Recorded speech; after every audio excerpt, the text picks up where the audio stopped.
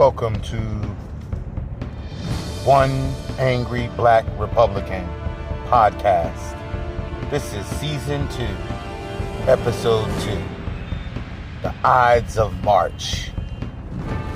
Beware of the Ides of March. Or should I say, the God complex in politics, dealing with the Black Republican in the state of New Jersey. There's a crisis in the Republican Party. The elephant has fallen. And literally all of those Black Republicans that have been shucking and jiving at the tune of white Republicans throughout the state of New Jersey, your day has come to an end. Okay, that old guard Black Republican that has literally sold out the Black community. And they have. Okay, I'm going to be outlining this particular conspiracy against the true Blexit New Jersey organization in the state of New Jersey. So welcome all to this second episode of One Angry Black Republican podcast. So tonight I want to start off by first, sharing an anecdote, that speaks to the theme that I want to outline tonight. And that theme is social mediocrity. There's a social mediocrity that resonates through America. But when it comes to the way Black politicians, when it comes to Black politicians, that social mediocrity takes on a whole new level. Okay? So ultimately, it is the result of, our inability to shake the influence of white supremacy. And yes, I'm a different breed of Black Republican, okay? As the Republican Party is in shambles or chaos at this point, there is a new Black Republican rising, and, that Black Republican is rising on the wings of the eagle. Okay, so we're going to take on that symbol of the Black Eagle to represent the true Blexit New Jersey organization. But this particular conspiracy is a little bit more involved than Lefty and Donnie Brasco. This is a Ides of March Caesar conspiracy, okay? Because ultimately, let me just preface this anecdote I'm gonna share to kind of like connect to the theme of social mediocrity. But when we are dealing with Black Republicans in the state of New Jersey, nothing really profound has come out of Black Republicans in decades in New Jersey. What efforts have really taken hold in the Black community coming from the perspective of Black Republicans in the state of New Jersey? Nothing really has happened on a profound level until Blexit New Jersey.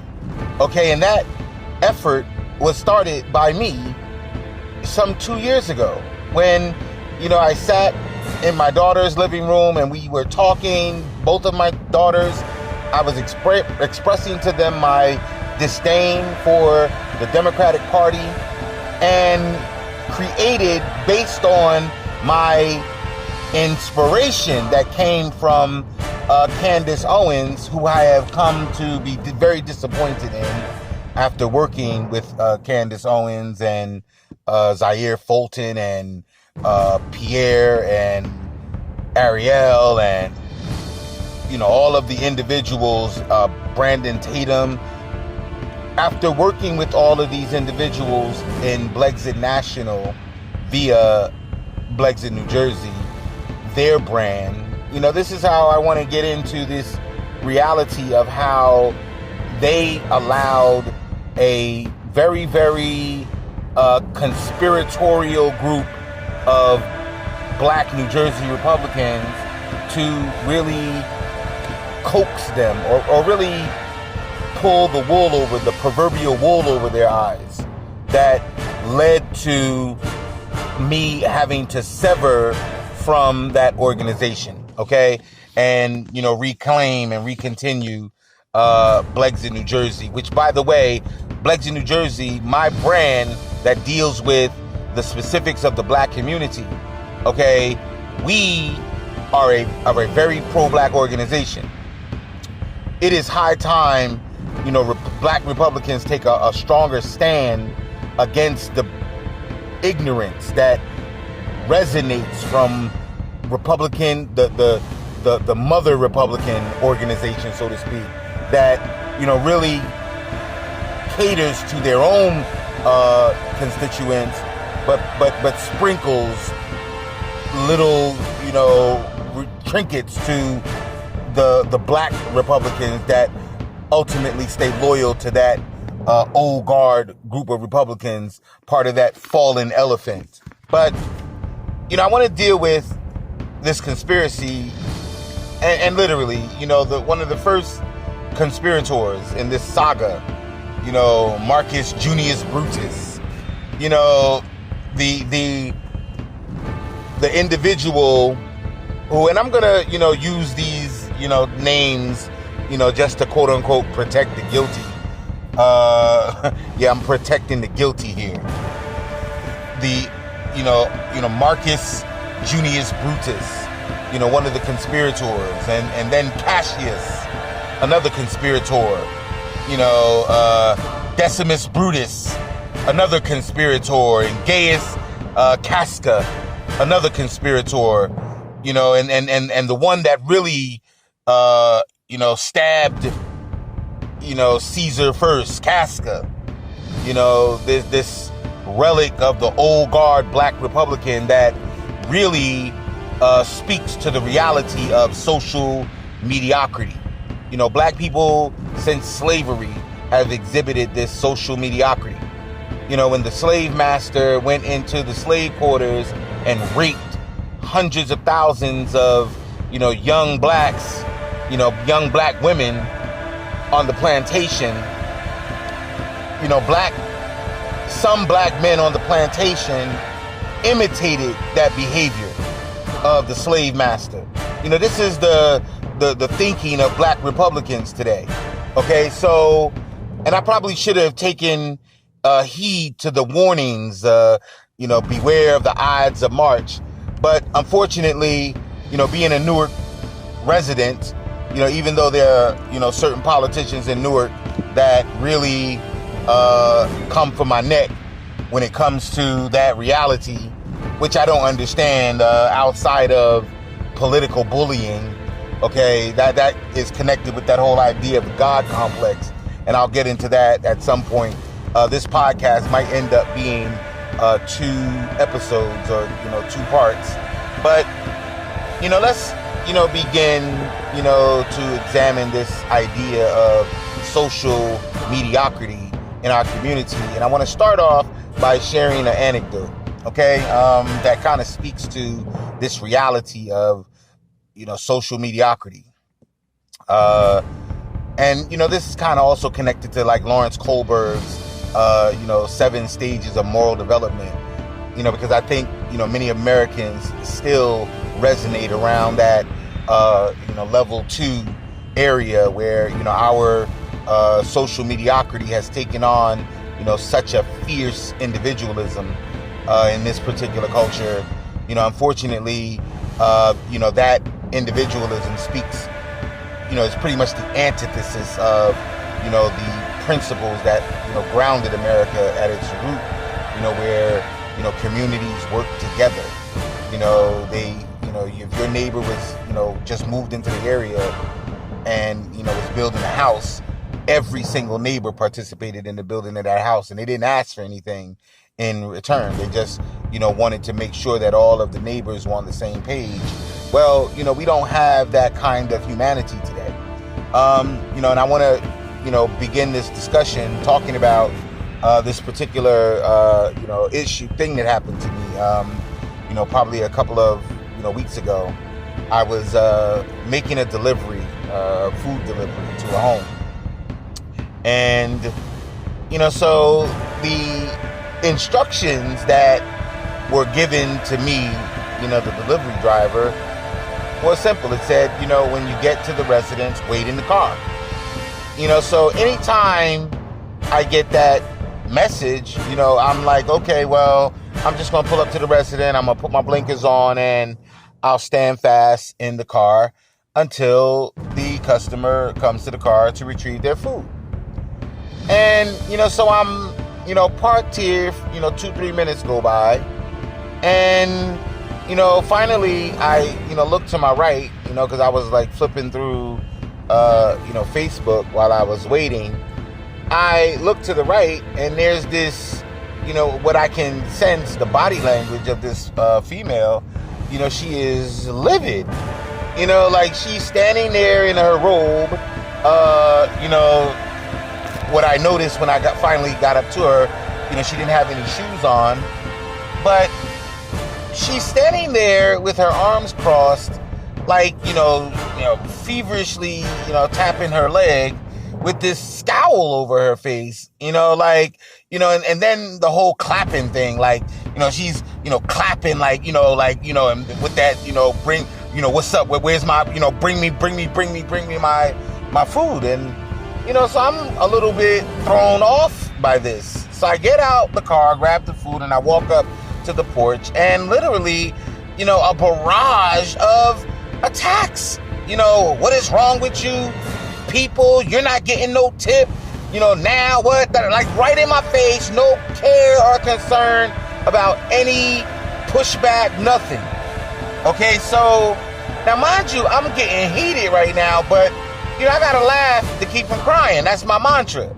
I'm not gonna let some moment of rage or budding rage derail me in this culture. And I think that's, part and parcel speaks to my humanism. Okay? I'm not going to sit up here and get into some back and forth with you because ultimately you're wrong, but you don't want to acknowledge the fact that you're wrong. Okay? You want to throw these darts at me as if I did you a disservice. And then I'm trying to explain to the young lady, I'm like, listen, your instructions said wait in the car. Well, I don't know what you're talking about. She just go rambling on. And it reminded me of another situation because that situation sat on my spirit for a little while, a couple days. But it reminded me of another situation where I'm driving and, there's this car, this is a major, it's a thoroughfare. Maybe not a major thoroughfare because there was only one lane to the, one lane going north and one lane going south. But there's a car parked in the middle of the street, okay, blocking up the entire, line of cars. And there's a guy unloading his groceries. You got the mom helping. She got one baby in her arm. There's another kid. She's, got by the hand. Now, mind you, they got a driveway. Okay, so he could have easily just pulled into the driveway to the left, and been okay, wouldn't have blocked traffic at all.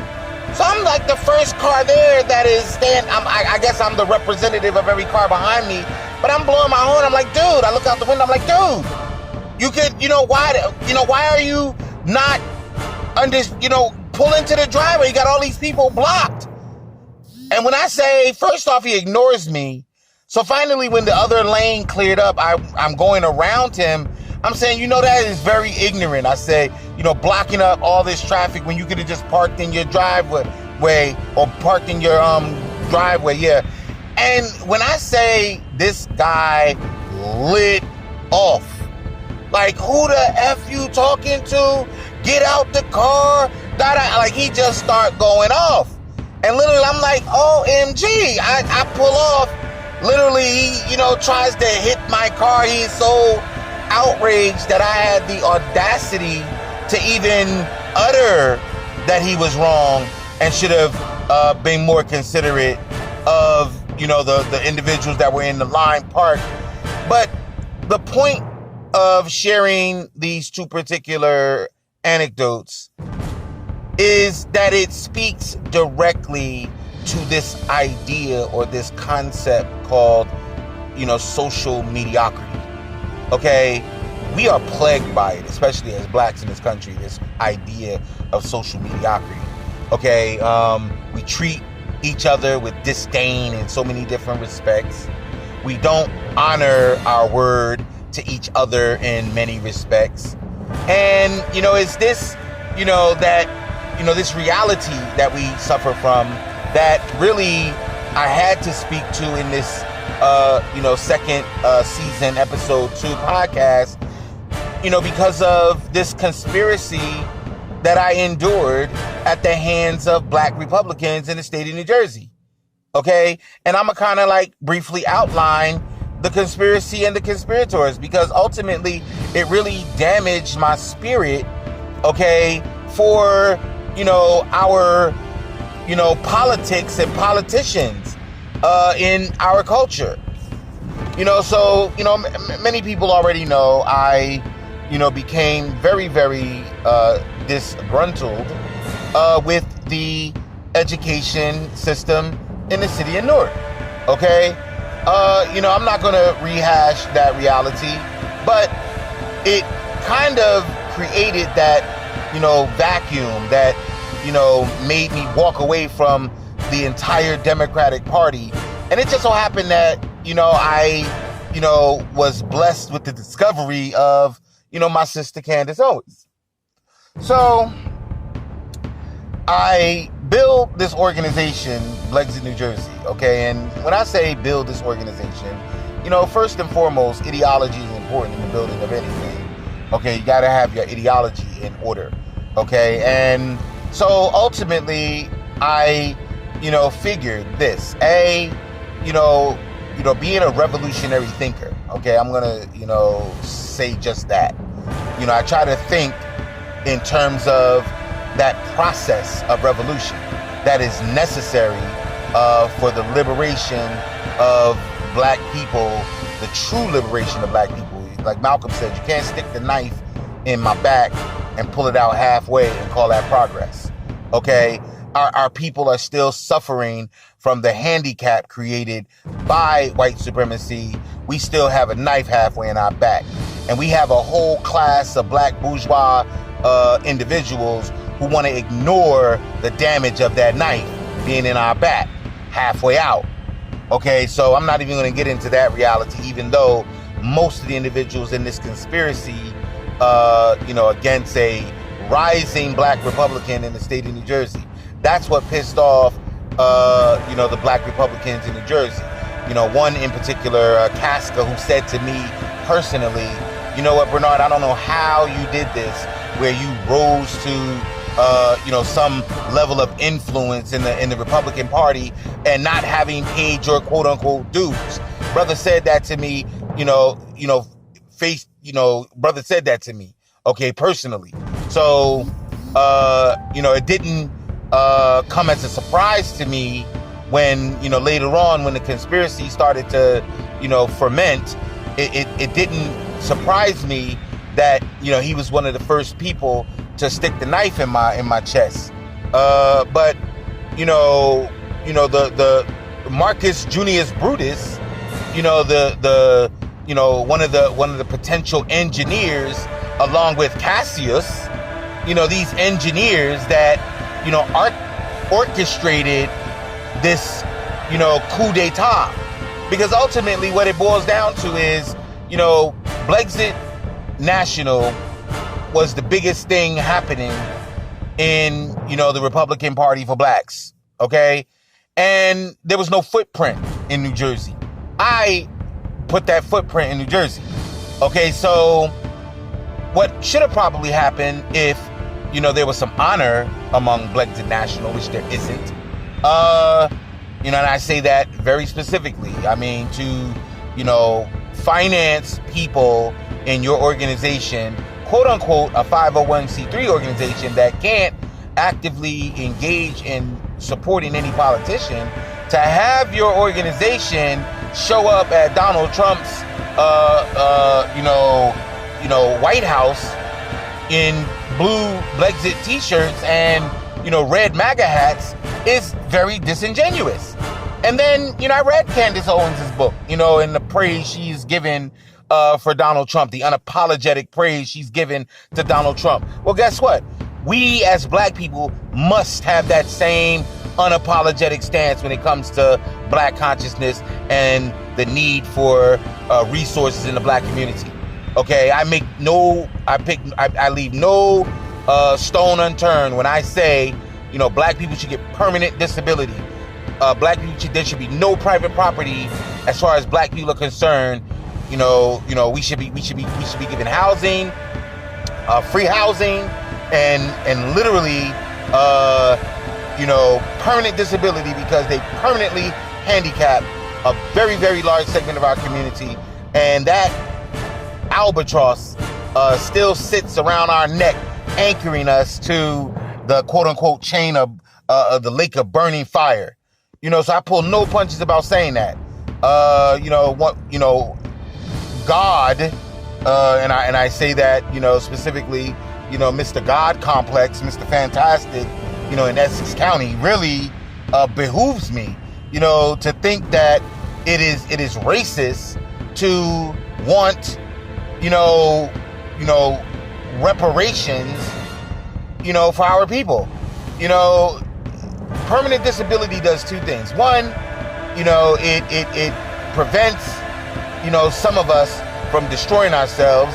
You give a sick man, sick off drugs.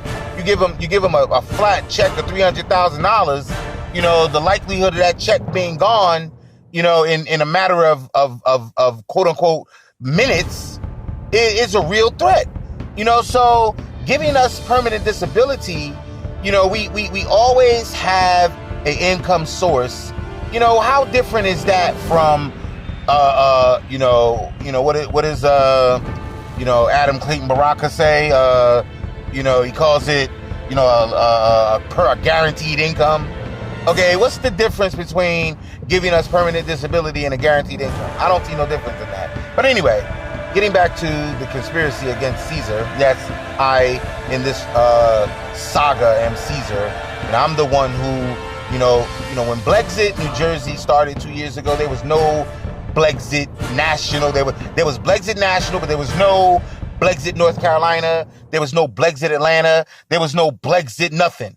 Okay, Blexit New Jersey was the first, and at that moment it was a Facebook organization. And people knock the efficacy of Facebook or social media, but you don't have to use your social media, to attract flies. Okay, I put up a post, today talking about, people, women using their bodies as, weapons, to attract, millions of lustful men. Well, that's a reality we face. Shahrazad Ali said, black women could, overnight, knock out the sexual charge in the black community just by dressing differently. Go get the book, Black Man's Guide to Understand the Black Woman, and the Black Woman's Guide to Understand the Black Man. You know what I'm saying? I've always advocated this, reality and Sister Shahrazad since I was in college. Okay, so it's it shouldn't come as no surprise today that I still advocate that message. But the point is, in this particular reality of, dealing with this social mediocrity that comes out of our communities, it is one of the albatrosses that is crippling us in America today. Okay? So, and think about it.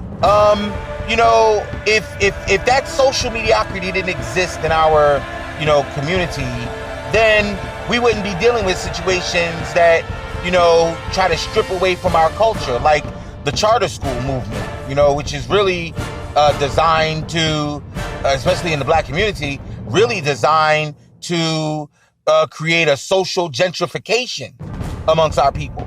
Like being, too black is a problem. I know I'm too black for the old guard Republican Party. I know that. And I embrace that. Too black. What the hell does that even mean? Too black. Okay? They never complain about being too white. Okay? These people have created a permanent handicap for some of us in our community. Okay? And out of insecurity, out of fear, fear of our inner power and our strength as a people. You have got to have strength as a people to survive the terrorism that this country has inflicted on our people. You got to be a warrior, You got to be powerful in order to survive that. In order to change, our people change the Constitution. That's what our people had the power to do. Okay, so no, I don't accept this foolish social mediocrity that resonates amongst our people. Okay, so let's start outlining this conspiracy. Okay, to get to the bottom of what happened. So, number one, first and foremost, Brutus, approaches me first. Okay, so I'm, on Easy Street, organizing Blexit, New Jersey. And then all of a sudden, I get an email from Blexit National. Okay, I'm like, finally, because I've been, trying to reach out to Blexit National for quite some time up to that point. But I guess they had to get their long game together, because ultimately their long game, and to be honest, I don't know if they were really connected to the conspiracy like the Republicans in New Jersey, who literally probably had blood in their teeth the whole time we were quote unquote organizing together. But because Blexit National, so long story short, everybody knows I got into Blexit National. I changed the name for a moment of My Blexit New Jersey just to collaborate with Blexit National. So, under the auspices that, we were partnered, okay? Not some I work for you crap, okay? And that's what bothers me about the social mediocrity that resonates in America. That is how, weak administrators who in school who have very little classroom experience, can come into a veteran teacher's classroom to quote unquote evaluate them. It is a sick system of mediocrity. Okay. And that is the kind of, reality that many of us are facing. And we don't want to stand up to that reality because many of us are afraid of losing our jobs or losing our positions, which is also part of social mediocrity. There was a time where, give me liberty or give me death. Americans stood up for principles and fought for honor, and integrity, and had valor. Okay, nowadays we are chumps. Malcolm said, we are political chumps. And that's what we are. So, Brutus approaches me, Bernard, Blexit National really wants you on board with their, organization. We're not going to make you the director of, Blexit, New Jersey. But if you're willing to accept the position of media director, we could start the process. We handpicked or cherry picked, Negro number one, bootlicking Negro number one to run the organization. And then, we have Negro bootlicker number two, who's going to be his assistant.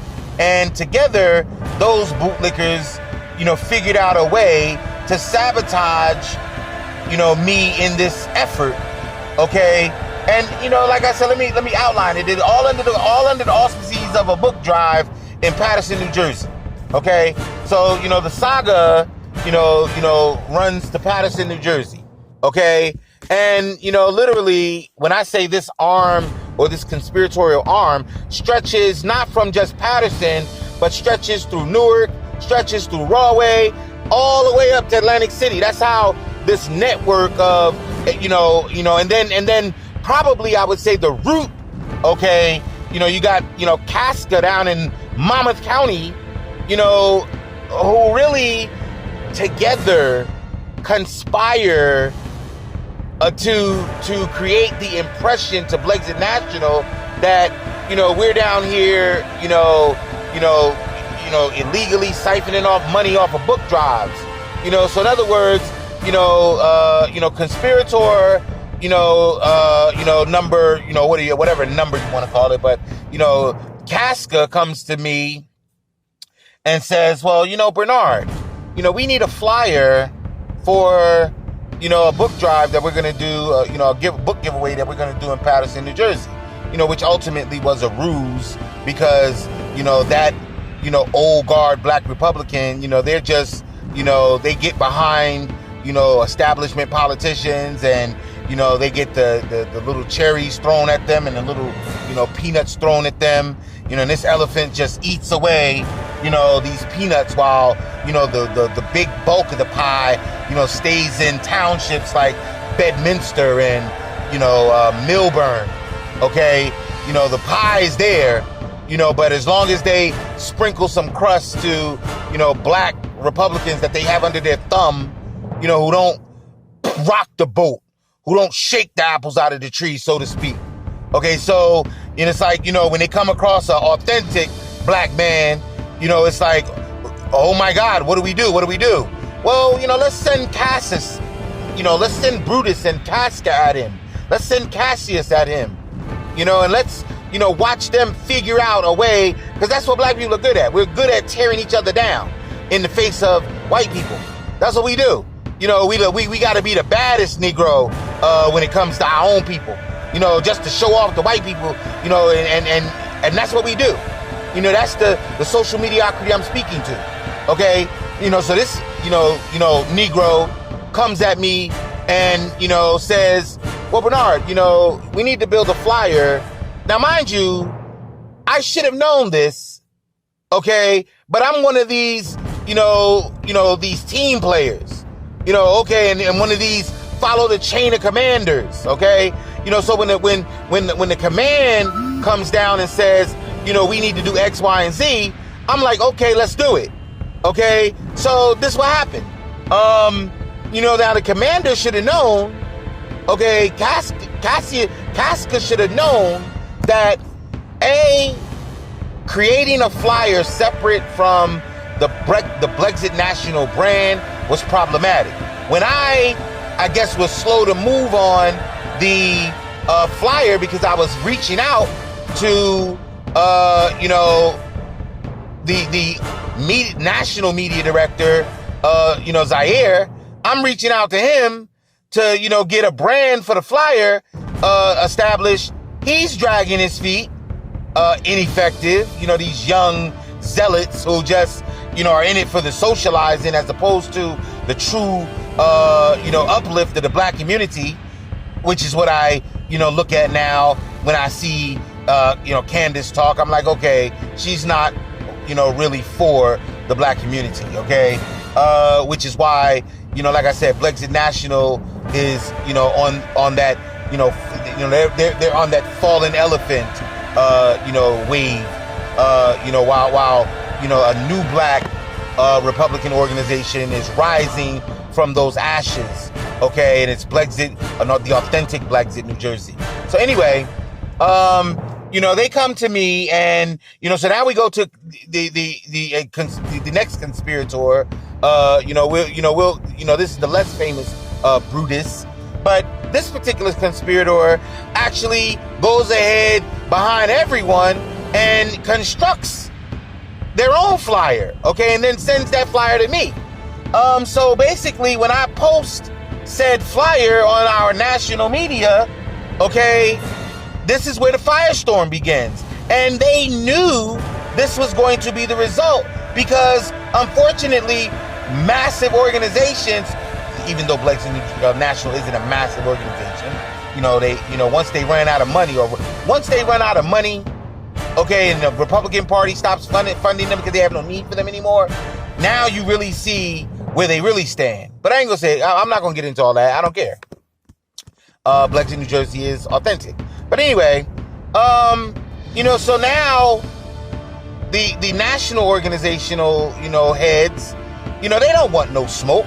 So it's like, if 5 conspirators are sending one message out of New Jersey, one of, many now branches now, okay, because the tree has grown branches, Brexit New Jersey should have gotten the praise for it. But like I said, they like to keep that praise in-house. So they, gave all the praise to Brexit North Carolina when it was actually Brexit and Pierre's organization down there, when it was actually Brexit New Jersey. That was the first. And we could go, but that's all public record. So we could go back and check that reality. But anyway, they had no, desire to truly investigate anything. It's like, okay, chop off these two and, let's keep it moving. That reality speaks volumes to this whole idea of social mediocrity, and the social gentrification of our people. And I know I'm, being very vague in terms of, the actual conspiracy, and I'm doing that on purpose. Okay, you gotta be, you gotta think 2-3 steps ahead of these people, and I've already been threatened with lawsuits, by Blexit National to forego Blexit New Jersey. They want me to disband the Facebook group. They want me to disband my usage of the brand Blexit New Jersey. But I look at it as a bluff because, we're now, like 8 or so months since this conspiracy, dragged me under the bus. And, I've been threatened numerous times, but nonetheless, Blexit New Jersey, the Eagle, the Black Eagle brand still exists and still, pushing the agenda of black people throughout New Jersey. So in moving forward, okay, I would urge Republicans in the state of New Jersey who have abandoned us, mind you, okay, there's no footprint, there's no Republican footprint in, cities like Newark. There's no Republican footprint in cities like Irvington. There's no Republican footprint in, cities like, Camden and Jersey City. Okay? These cities are dominated by Democrats. Republicans don't even put up any money in these communities. Okay? And like I said, black Republicans in the state of New Jersey have been non-existent. Okay? That's why they needed to usurp power in quote unquote Blexit National's brand of Blexit New Jersey. That's why they had to do that. Okay? But I say to you today, as one angry black Republican in the state of New Jersey, we shall overcome that nonsensical organization. Okay? Just because, Brutus, sits in, in townships like, Newark, and invites in, Cassius, to give away books, or Patterson or Atlantic City, doesn't make you authentically black in our city, in our community, in our state. Okay? Blexit New Jersey, just to go back into this whole idea of social mediocrity, Hirsch Singer, who's running for governor, okay? A minority brother who's running for governor, who, is being dragged under the mud by, Bogart Republicans, old guard Republicans, backing, political boss, Jack Ciatrelli, I believe. I'm not even going to sit here and try to remember this guy's name because, we are all pro Hirsch Singer for governor. But, I put up a post, about our support. And, this guy, did you tell, does Blexit, New Jersey know about this? Citing Casca's name. And I'm like, really? Are you kidding me? But not only that, some other idiot gets onto the, thread, trying to throw this man under the bus, talking about how he, lives with his father and all this crap. And I'm like, this is the social mediocrity that has been running the Republican Party the last, 50 plus years. That has to come to an end. The elephant is down, okay? The elephant has fallen. And all of these black New Jersey Republicans have fallen with it, are actually crushed underneath the weight of that fallen elephant. But there is a new organization in New Jersey pushing an agenda that is pro-black, unapologetically black, and that is Blexit New Jersey under the brand of the Black Eagle. Okay? So, I'm kind of coming to the close of this particular podcast. I want to, thank all of, my fans, all of the supporters of, Blexit New Jersey.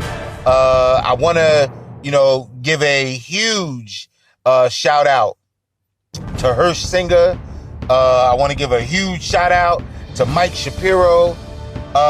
Individuals that are, I want to give a huge shout out to, brother Frost.